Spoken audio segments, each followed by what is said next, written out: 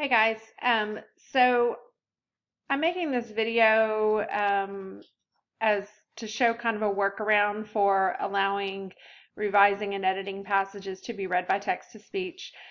Right now, no resources can be read by text-to-speech.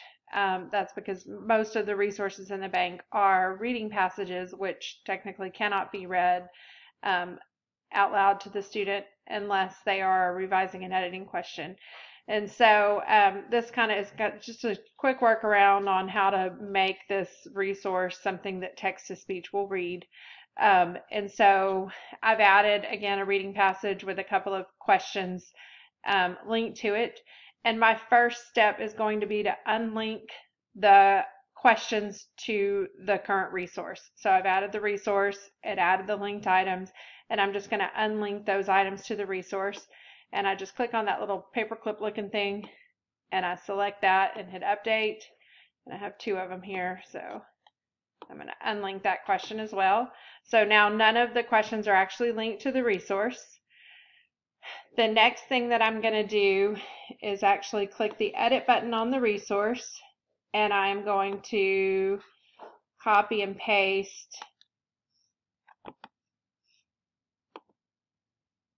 Oops, hold on, I might have to do that image separate.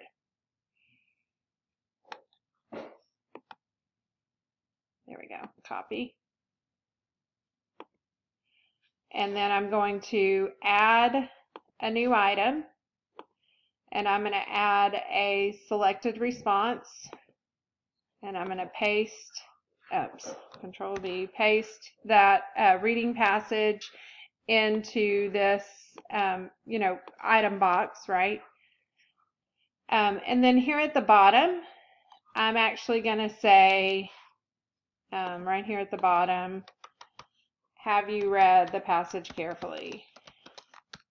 Just so that there's actually a question. Whoops. Have you read the passage for the kids to answer? And I'm going to put in the responses yes, and then no. Okay.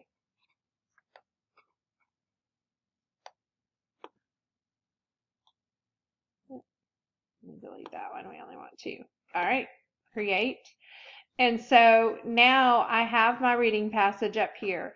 What that means is that I could actually delete the resource, and that's why I unlinked the questions, because if I had deleted the resource with the questions linked to it, it would have automatically deleted all the questions tied to the resource. And so I'm just going to delete that resource. And now I can see I have my resource with a question, and then I have the questions attached to it. So the next thing that I'm going to want to do is I want to make sure that this resource question has a weight of 0. And so I can do that in two places. I can do it here. I can change it to 0. So that question, the yes or no question, is not going to count towards the score in any way.